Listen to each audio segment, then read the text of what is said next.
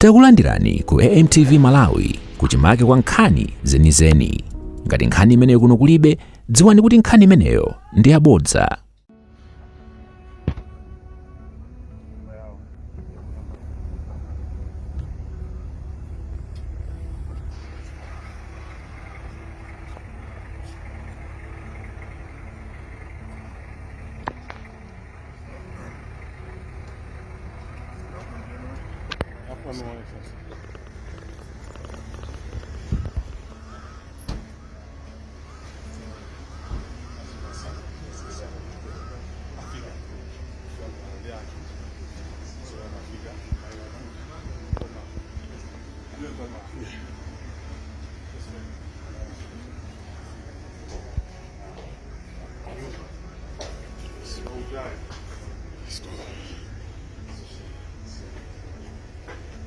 Thank you so much. Thank you so much.